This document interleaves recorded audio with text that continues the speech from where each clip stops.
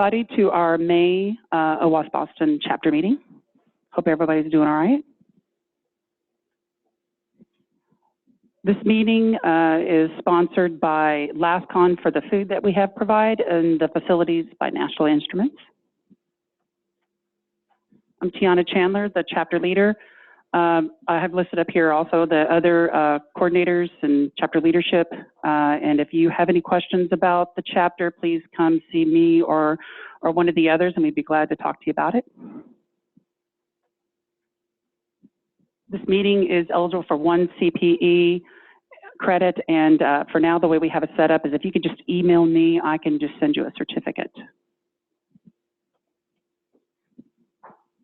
There are several ways you can support OWASP. We have volunteer opportunities, whether it's volunteering for the chapter leadership, speaking opportunities like this, or participating in other local events that we may have going on. If you shop with Amazon, there's the Amazon Smile, and if you put in the select OWASP, then a portion of that goes towards the organization. These meetings and the materials and all that are provided by OWASP are free to use and open. However, we do have a membership as just a way of giving back, and we have several ways of having the membership, whether it's individual, corporate memberships, and there's also a student membership. You can find all the information on austin.owasp.org. And our membership coordinator, Paul Griffiths, or he goes by Griff, he's standing up right over there. If you have any questions about membership, please see him. We have a mailing list to send out announcements of, like for this meeting and other events. And and if you're not aware, we recently changed from an older platform to the Google Groups. So if you go to austin.owasp.org, you can find, there's a link there that you can sign up. You do not actually have to have a Google account. You could just put in your email address, and then you're basically subscribing to a list to receive the information. We have weekly study group going on right now. The Web Hacking 101, it meets at another building here at National Instruments on Thursdays during the lunch hour. And my understanding is that the Web Hacking 101 is going to be completing soon in June, and they're already looking to select another book or topic to cover. And if you have any questions about that, our education coordinator is Matt Pardo. You can contact him, and there's also a Slack channel, Austin OWASP, and in there you can actually subscribe to keep up with what's going on with the study group. So our upcoming LastCon conference, the Lone Star Application Security Conference, is going to be in October 24th or 25th, if you save the date. And show of hands, how many have already signed up to register? That's great. Yeah. And so there's still some early bird tickets available, and we already have our keynotes lined up, and the call for presenters, call for training are both open right now, and they're going to be closing at the end of June, and then we'll have a selection and send out that information for y'all to look at that. Upcoming chapter events, just have a placeholder here for where we try to look at other opportunities that have separate training other than what we provide at LastCon, and so just stay tuned for that. And the Austin Security Professionals Happy Hour, we're having some challenges with that, so right now we do not actually have that scheduled yet, which would be actually in a week or two. So I'm working on the details of that, see if we can get that set up. And actually, if anybody knows of any sponsors that would want to sponsor the happy hour, please let me know, because that's one of our struggles, is trying to see if we can get a sponsor for hosting that. Other upcoming local events, this is pretty much from the ISSA calendar that they provide, so you just take a look at that. And I'll take an opportunity now if anybody has any other events that they know of that they want to mention.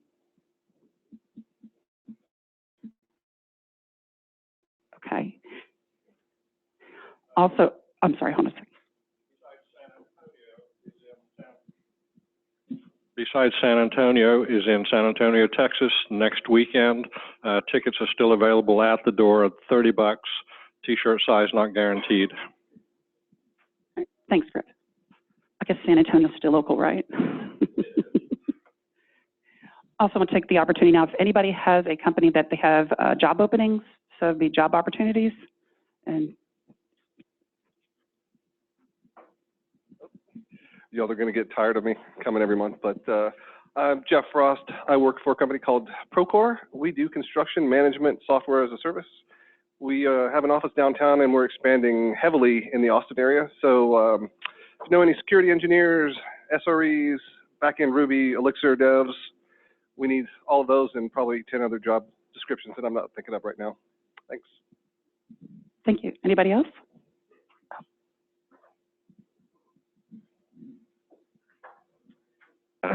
Hi, my name is Ricky Banda.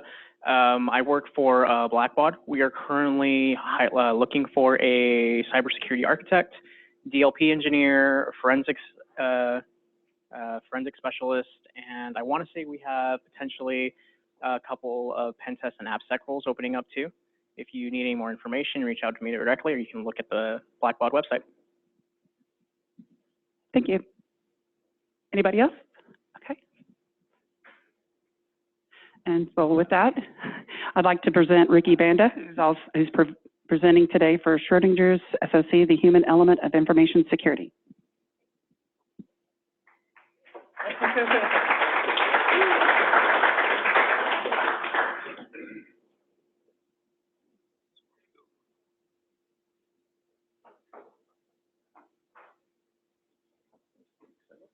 How's everybody doing? Awesome. Energized? Yeah. That is true. So, which of these mics is it? Any of them work? Cool. Sure. Little vanilla. Yeah. Okay. How do I sound? Everybody hear me good? Cool. So, I'm here to talk about some interesting things that I've observed over close to about a decade working in security and tech. Some things all of you probably are aware of, some things that you feel, some things that you might have noticed in your careers. Some of you maybe you haven't. That's cool too. Just so I can get a feel for the room, how many individuals here work in a dedicated security environment? And how many people here work in a security context, maybe not necessarily in a department, but you're responsible for security? Yep. And how many of you aren't doing anything in security? You just work in tech. Cool, that's perfectly fine too. It's one of the reasons why I'm here today. So, how many of you would you say are familiar with Erwin Schrodinger's theory? Majority, probably, more than likely. So, I'm not a physicist. I'm a nerd, and I like to hack things, and I like to investigate things, and I like to build things. Keep that caveat in mind. With that being said, in a nutshell, Schrodinger's theory was that an object residing within a physical context exists within all configurations, all possible configurations when not directly observed. However, once observed, that object now takes on the form of the eye of the beholder, essentially. Does that make sense? So essentially, it's a variable that is at all times, all variables within, while not observed, however, becomes a static variable when observed. So let's talk about applying that to security. And that's kind of what all of this is about. And I'm also sorry if I'm a little shaky and nervous. And why, the whole reason why I even came up with this to want to talk about this is because I've identified trends in the environments that I've worked in where the SOC, and keep in mind, abstract the SOC, right? To make it your department, your company, whatever, however you decide to do security work, or tech work in general. In security, the SOC is essentially in a box. You know, it's interacted when needed, and then other times, well, those are some nice, expectations that we want to meet as a company. But are we actually going to get there until something happens? Probably not. So essentially, a security department or a security organization will exist until it's needed, right? I mean, how many of you guys have only gotten any controls in place because something happened and they didn't listen to your advice or they didn't listen to your advisements until the thing happened? So you existed in a state of, well, do I exist? Do I not exist? Am I just here to answer alerts all day? Am I here at the executive's behest? Or am I actively defending and maintaining the security of my environment? And I know I just went on a huge tangent there, but so this is me. This is an embarrassing picture of me from when I was 18. I competed in a competition called Cyber Patriot about 10 years ago. Went to nationals, first team from Texas. It was a thing. It was cool. If you're not familiar, by the way, Cyber Patriot is an amazing program for middle school and high school students where they are essentially taught how to threat hunt, do vulnerability management, hardening, auditing, and they're taught this from as early as like 6th grade. Like these students are incredible. I was kind of the first iteration of this. Yep, I've been working in the field for almost a decade. I have a laundry list of certifications. I just graduated with a bachelor's degree. And I've done a little bit of everything. I've done security analysis, incident response, project management. Now for Blackbaud, I still do a little bit of everything. Deployments, engineering, security, advising the company, as well as, working security events as they come up. Actually, what I would like to know is how many people in this room have work in a position where you're kind of expected to do just about everything? Yeah. I have a feeling, and it is a feeling, that individuals with a security context or background tend to be given a lot more responsibility than their peers or other departments within a company. Does anybody who may believe that to be true have an explanation or an answer as to why that may be? Are you raising your answer? Yeah. Yeah. You don't know how valuable, even how valuable you think you are. I don't think the people in the rest of an organization understand how valuable you are. But your problem is not to make them work, not to make them lose their hair and all that. So you have that going. The more successful you are, the less they think of you. Right. So that's a very interesting comment, right? But how do you get there? Awareness, conversations, communications, talking to people, unfortunately. Calling out your wins, talking about security. I guarantee in this room, some of you are probably web app pen testers, right? Some of you attack boxes.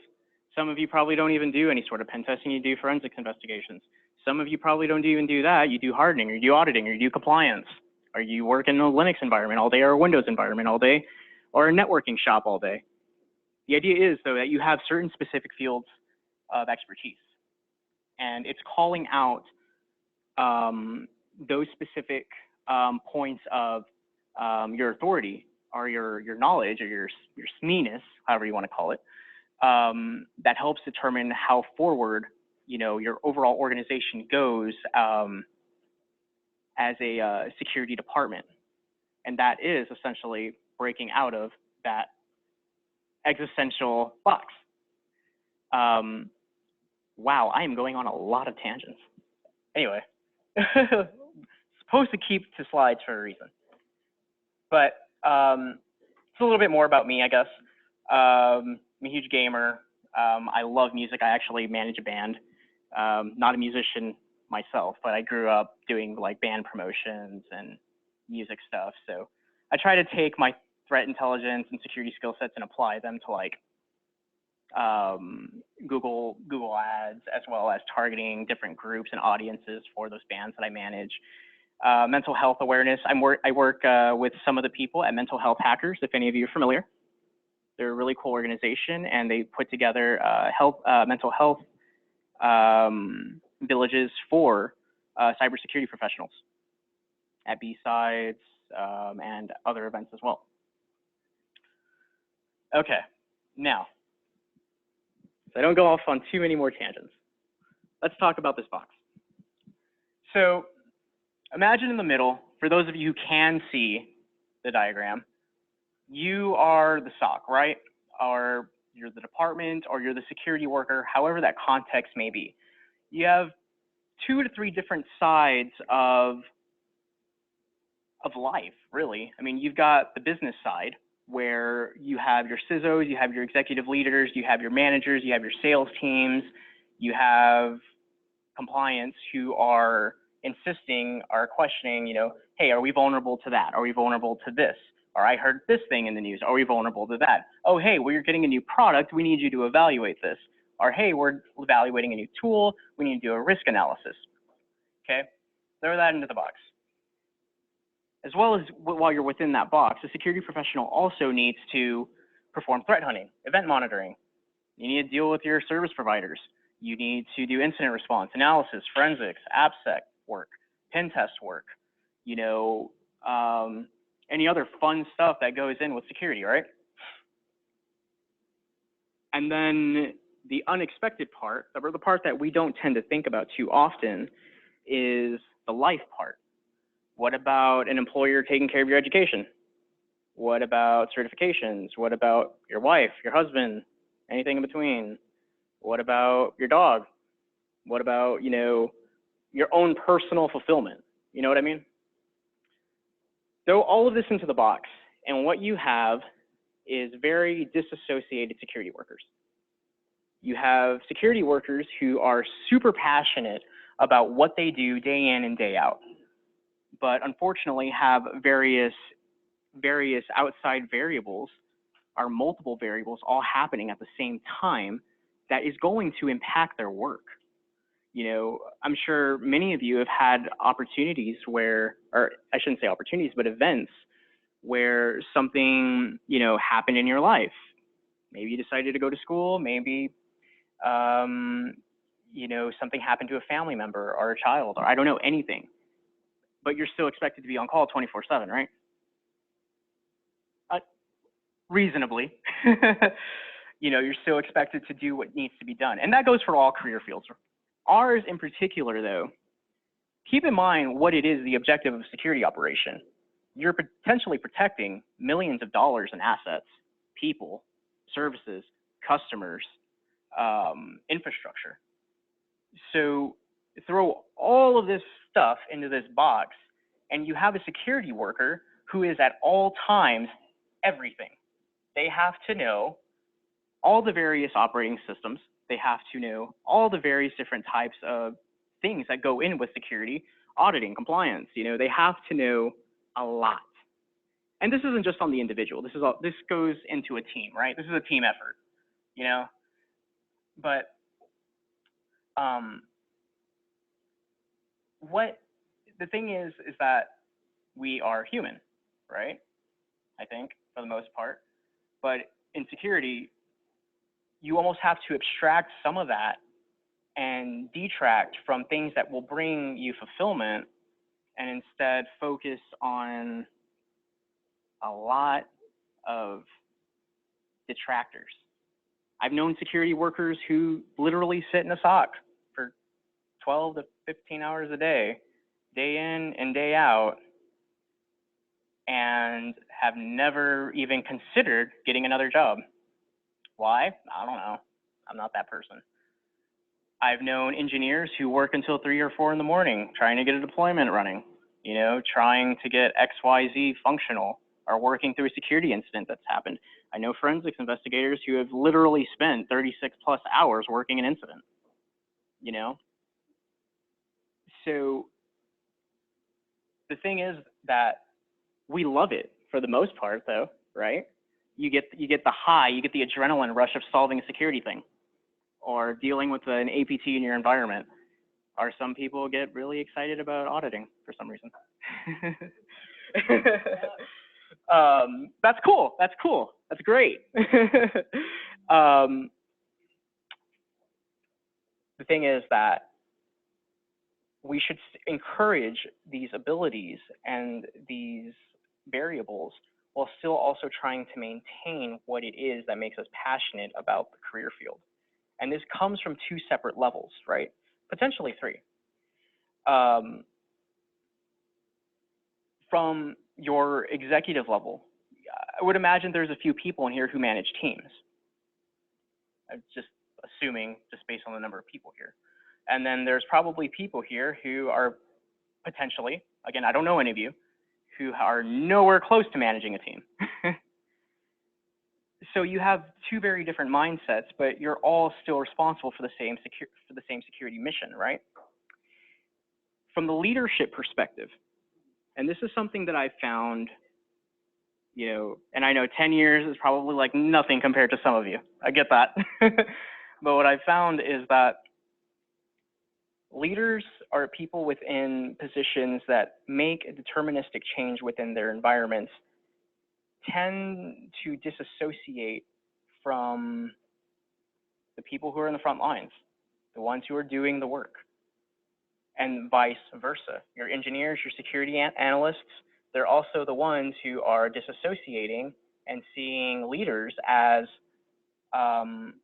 you know, you're up there in the sky, right? You know, you're not dealing with what I have to deal with every day, but you're making 10 times what I make. It is what it is. So how do you combat that?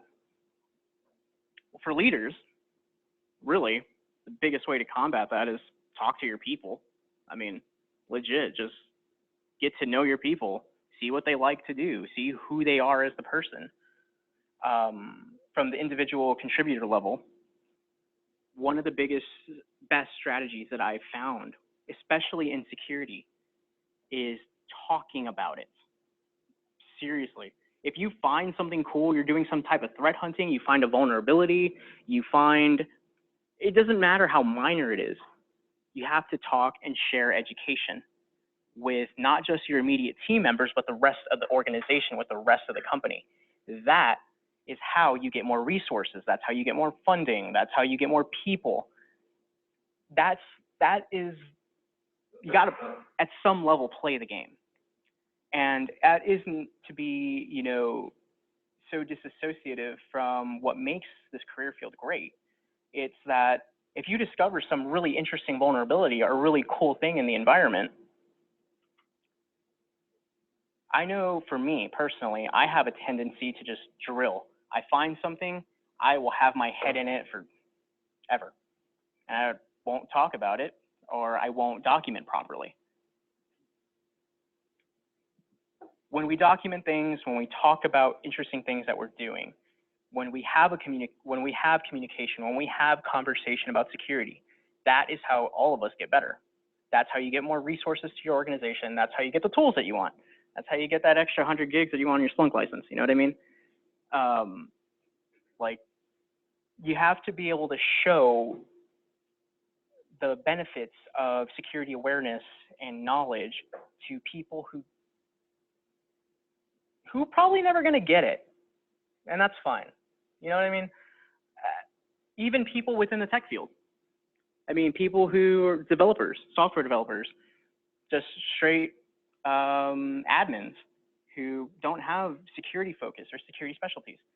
They all do important work, but they're not going to have the same understanding of security that you are going to have, or that your peers are going to have, that your department is going to have. Does that kind of make sense?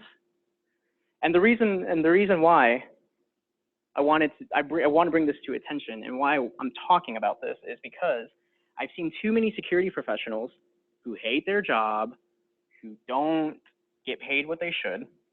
You know, I've seen security leaders who are stressed out because they can't get anything across to their leaders. And a lot of that is honestly due to communication. So everybody gets trapped into this box together, and You're expected to do everything. You're expected to be great. You're expected to be amazing 24/7. Because what happens when you mess up? You know what happens. Facebook knows what happens. You know, banks know what happens. Major software companies. Anyone you can think of, I'm sure I mentioned that, and like a handful of examples has popped into every single one of your heads. Why we have to be on our A game all the time. Keep that in mind, you know, how exhausting that can be. That kind of leads to this. Breaking the box with my funny cat.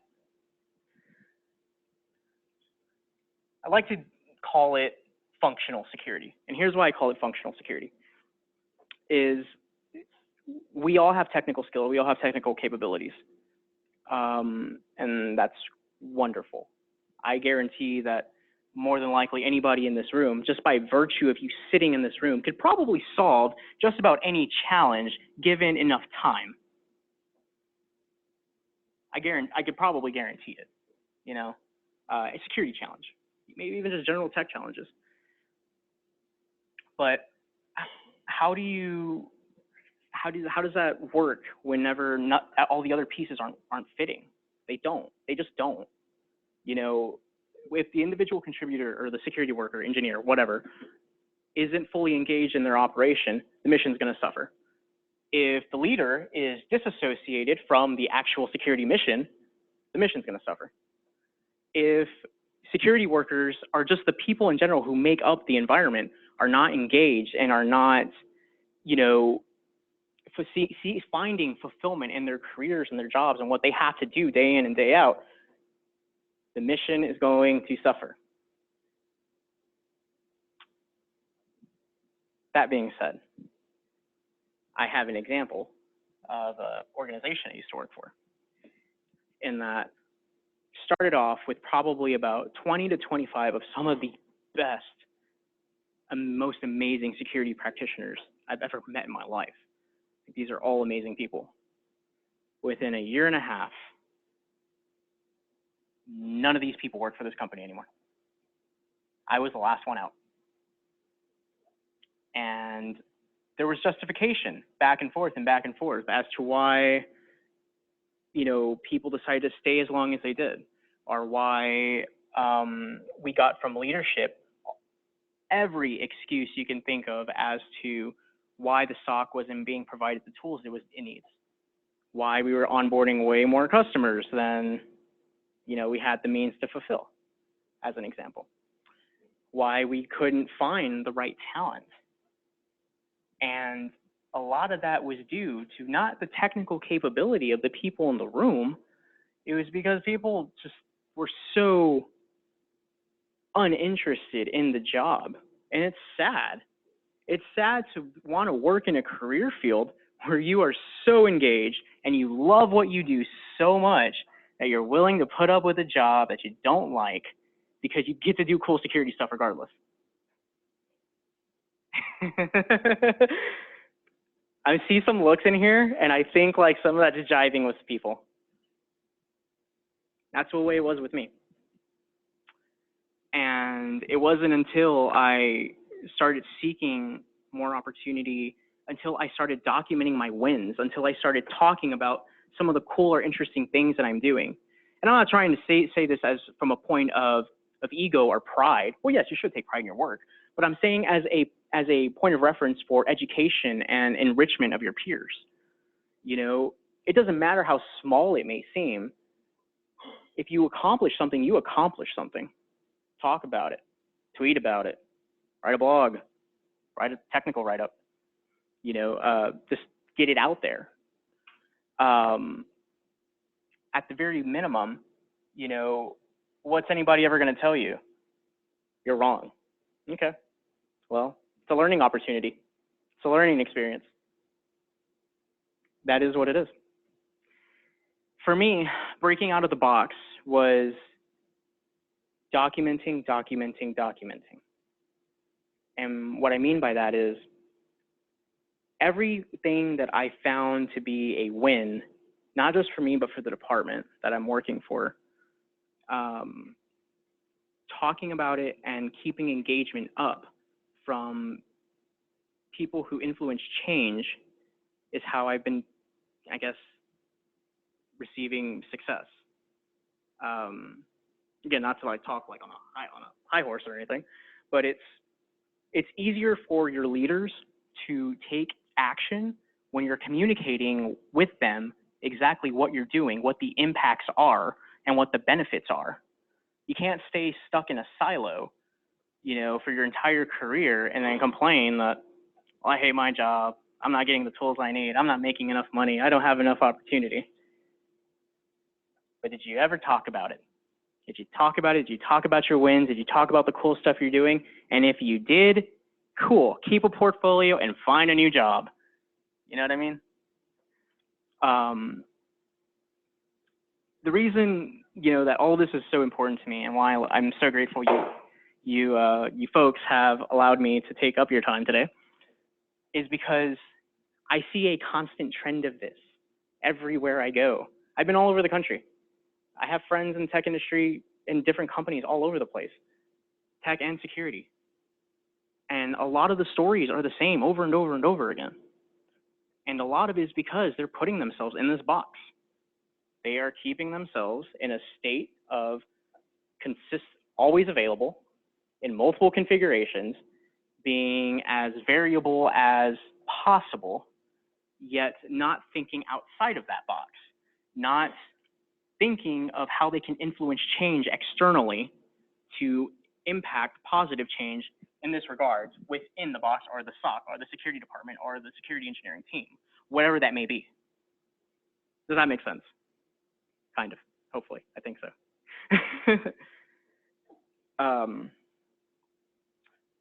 Wow, that went by really quickly. Anyway, the whole point that I'm here today, though, isn't so much for me to just talk and preach these ideas at all of you. It's, I would like to have an open forum, an open discussion about this stuff. You know, does anybody have any experiences they'd like to share? If not, that's fine. Not calling anybody out in particular. But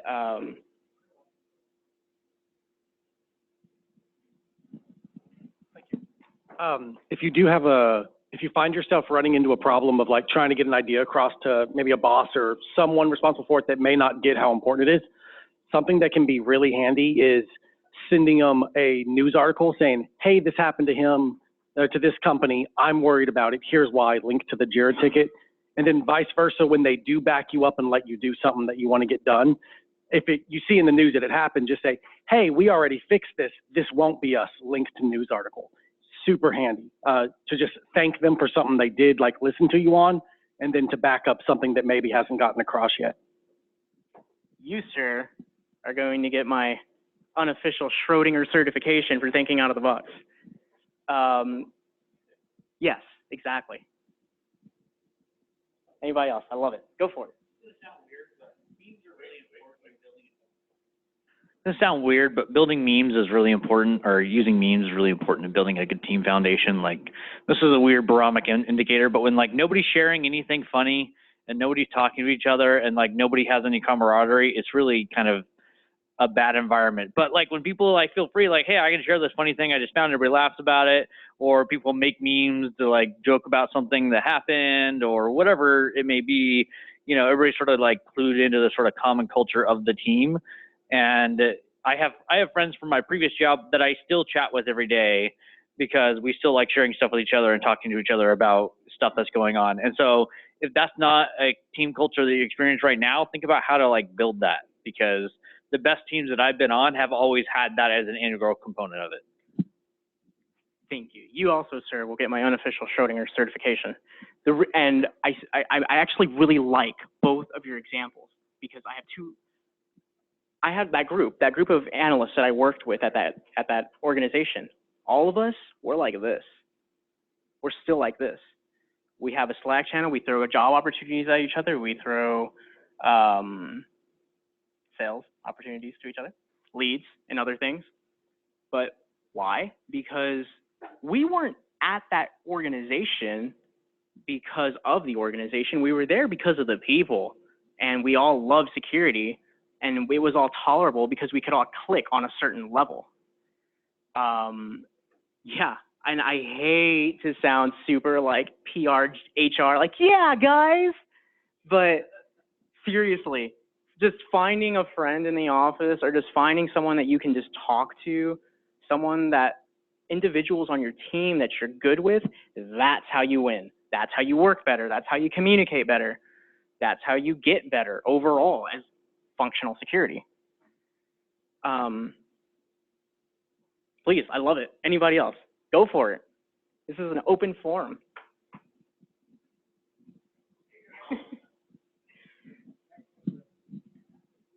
Okay, maybe looking at your short, are you in the forest and you hear the sound of a tree? There's a thing called, or excuse me, there's a role called pen testers. Mm-hmm. And it would seem to me, and the state has a bunch of pen testers that are checking the people in various departments who are supposed to be guarding security. I don't know if anyone's here who isn't either a pen tester, I doubt that part. Or in the state, or maybe their company employs that technique. But it seems to me it's a way to force thinking outside of the box in the case of the internal SOC. Mm-hmm. So anybody using that, or is it effective, or you're just as good, obviously, as the pen tester testing you. Mm-hmm. But there are super pen testers around that could get employed, say, once a year, to even pen test the pen testers. So. Right. So as a kind of follow on to what you're suggesting, sir, I actually have a reverse pen test model that I run at work, where I know that my red team, my dedicated red team guy, I know what he's going to try to do to break in. So how do I reverse that model and instead build defense in depth through reversing essentially the pen test model? Okay. Right. It's amazing though how many individuals or organizations I've come across that they don't really do that. And when I say that, I mean taking the exploit lifecycle, whatever your favorite model is, and then running it from the reverse inside out.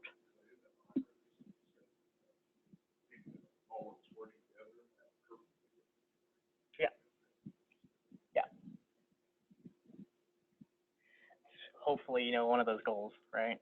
And that's getting everybody to work together. That's eliminating the stigma between red and blue. That's understanding that, hey, we're all one team. We're all doing the same mission. Let's make each other better. Anybody else? Let's keep it going. Let's keep it going. I had some great examples. Listening is a skill that's underrated, and it's an important part of communication. If you don't listen to your users, you're not going to find out things that you might have needed to know. Listening. So it's really easy to lock ourselves in the box, in our silos, and not listen to what either the organization, leaders, or users are talking about, because we do security. We're the awesome guys of the company. We're good. We're great at what we do, to some extent. But we actually, at my organization, we keep an open channel where the employees can talk about any sort of potential security violations they may encounter. And all of a sudden, it's almost kind of like you have like a skirmish drafted army of threat hunters who, while may not have necessarily all the context of doing threat hunting, are providing to that ongoing cycle of communication and working together without feeling stigmatized by the security department. Again, that is a way of breaking out of this siloed box and more into finding engagement and fulfillment. Anybody else?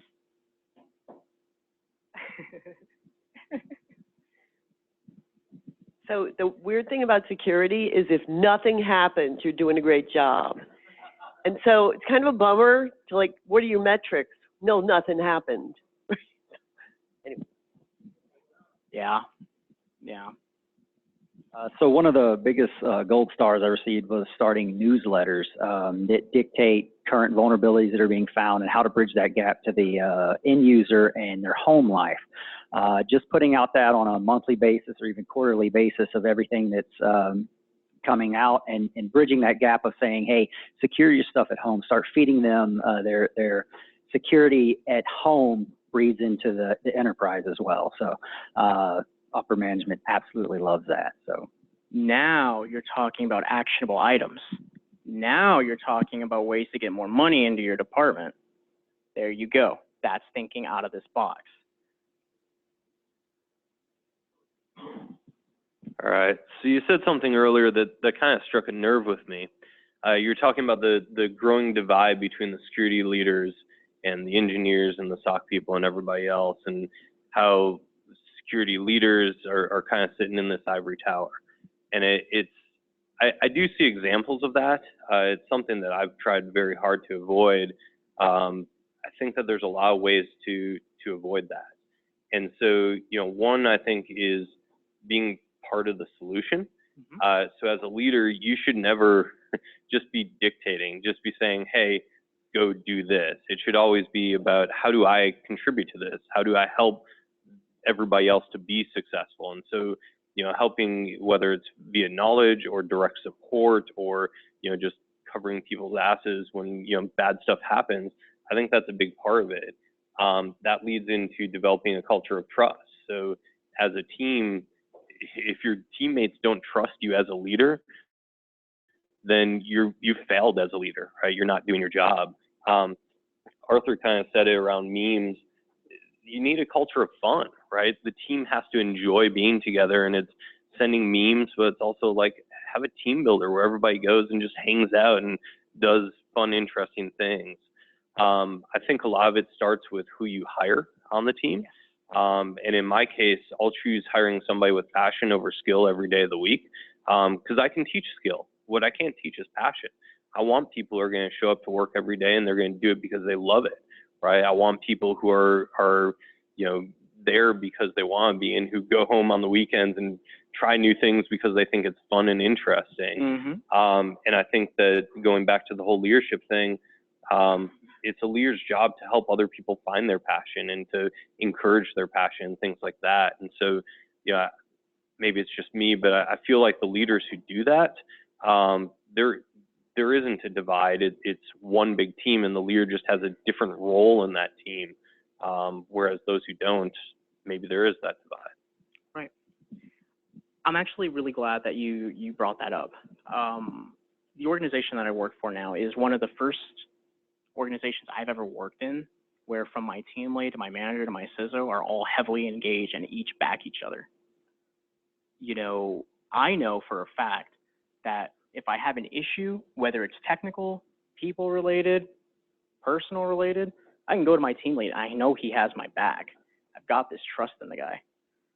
My manager, he's awesome. I mean, that is what it is. He's an awesome dude. Same thing with my CISO.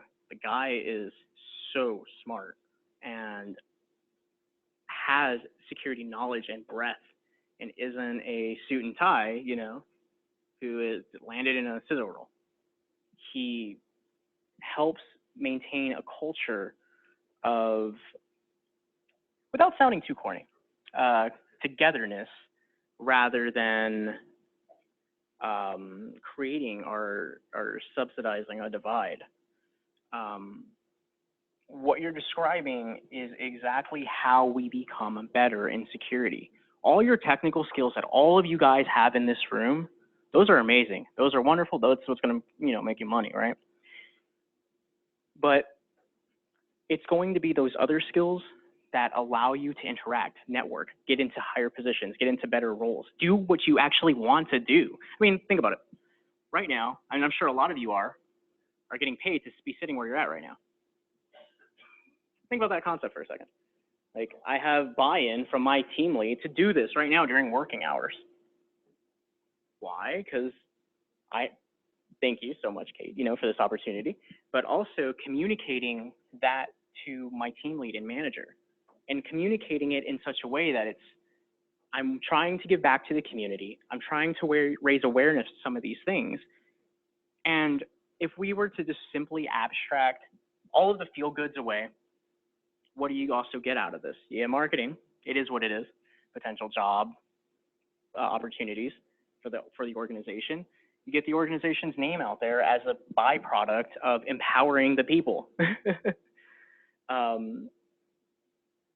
So for our examples here with building a stronger team, creating action items like you're describing, the newsletter, whenever you create a thing like that, you create a product essentially. It may not feel like it, but it is. Unfortunately, it's hard to maintain those products while you're also in the box and you're expected to be every variable possible. It is what it is. But that's when you engage your team. That's when you engage your leaders. That's when you engage, the people who are going to help influence these things so that you can do what you want to do, to receive that fulfillment, but also bring potential, even if it may not seem like it, revenues of income and sources of support from throughout the whole organization. It seems a little bit abstract, and I know my brain goes from A to Z. And some of the things that I'm communicating, I know don't necessarily connect. But when I see or I hear an example like that, yeah, let's do a security newsletter. Cool. It's a great idea. Fantastic idea. Who's going to do it? Who's going to maintain it? Who's going to work it? Who's going to build it? Who's going to write it? Who's going to publish it? Who's going to talk about it? Should it happen? Yes. But you got to work with your people. Because if you plan this out, document, write it out, write your idea out with the supporting arguments and how you expect to make this happen, I guarantee you'll get whatever you want. Almost. Maybe. 70% of the time. And it makes everybody better in that example. Apply that to just about anything else. And you can get places, you can go places, you can do the job you want to do, you can get the tools you need by simply communicating in such a way that it allows the mission to be functional, hence functional security. There's a lot of mental health stuff that goes into this, that even if we don't really want to talk about it or think about it. And it's like Josh said, technical skill. We all got it. We can all get it. I have no doubt in my mind, nobody in this room couldn't learn something technical, some new piece of tech, operating system, technique, tool, procedure, whatever. That's not, that shouldn't necessarily always be the objective. It should also be thinking about yourself, thinking about the mission, thinking about your teammates, thinking about the people, and getting and refining those skills is what will help bring, everything up. I think that once you get to a certain point, where I'm kind of getting to that point in my career where the technical skills, if there's something that I need to do, I'll go learn it. If it's a new piece of tech, if I need to work on securing containers right now. I don't know anything about containers, but I know that there's plenty of resources out there. People love containers.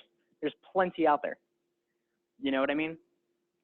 That's not the hard part. The hard part is talking to the devs who are running those containers, explaining security to them, getting our tools into their environments, teaching them why security is important in their specific models. You know what I mean? Those are those important skills. Sorry. Again, another tangent. That's my ADHD. I do that a lot. Anyone else? Examples. Love it. Out of the box thinking. Actionable items. Comments. Concerns?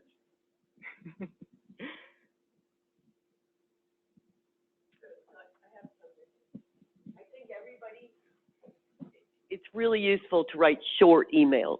I'm talking 3 lines. If I get another email with a brick of text all together, and it's just, I don't even read them. I just don't read them. So if a meme will get your message across, use a meme. I'm so glad you brought that up as an example. You know what I started doing? Because I have a tendency, as you can tell, I can tend to like talk. My emails aren't any better. So I've been trying to get much better about that. So what I'll do to make it easier for my manager is I'll write my essay at the bottom part of the email and then provide 3 dots.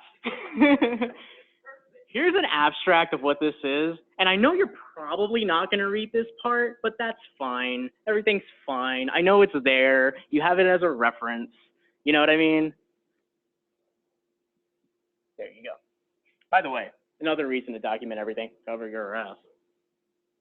If you find a security threat in your environment and you didn't communicate it, yeah, I'm sure all of you know that. Thank you for that. Anyone else? This is great. This is awesome. I love this.